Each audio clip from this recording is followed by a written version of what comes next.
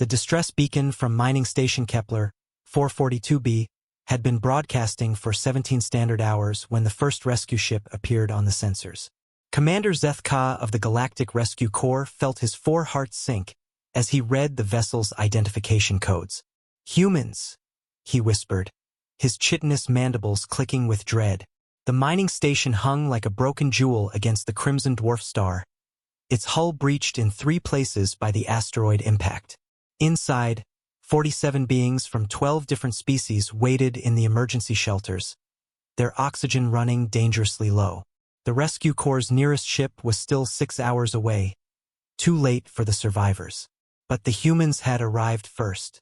Captain Sarah Chen's voice crackled through the comm system, distorted by the solar interference. "Kepler Station, this is the UES Prometheus. We're here to extract your people." Zethka had studied human psychology at the Academy. Every civilized species learned about humanity's disturbing nature, their impossible endurance, their complete disregard for personal safety, their tendency to attempt rescues that any rational being would consider suicide.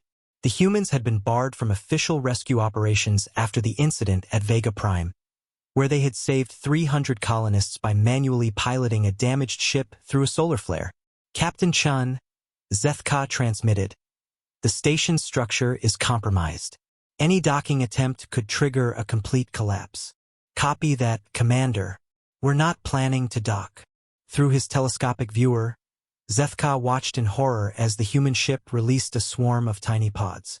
Each one contained a single human in an EVA suit, propelling themselves toward the crippled station with nothing but maneuvering thrusters and determination.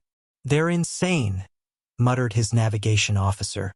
"The radiation levels around that star would kill any sensible species." But humans weren't sensible.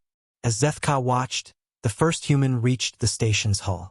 Instead of searching for an airlock, the figure began cutting through the metal with a plasma torch, creating their own entrance.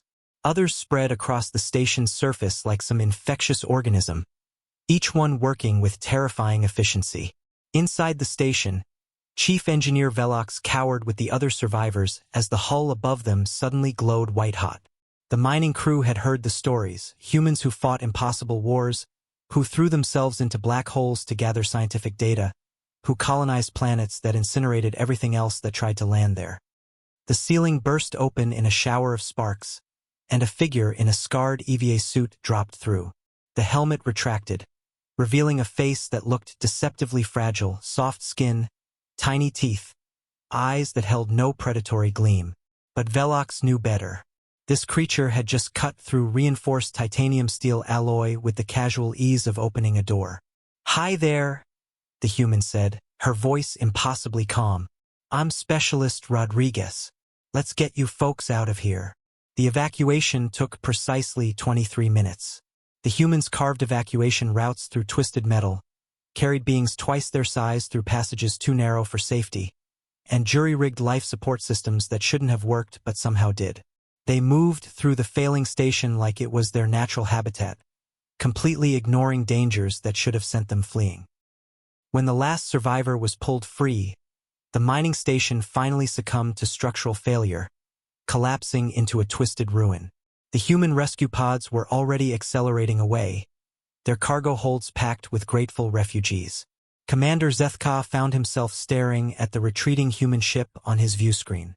In the Academy, they taught that humans were the most dangerous species in known space, not because they were malicious, but because they were utterly, incomprehensibly selfless. They would risk everything for strangers, charge into certain death for the slightest chance of saving others, and somehow succeed where logic dictated they should fail. As the UES Prometheus jumped to hyperspace, Zethka made a note in his log. "Rescue successful. Human intervention proved effective." He didn't mention his relief that they had left.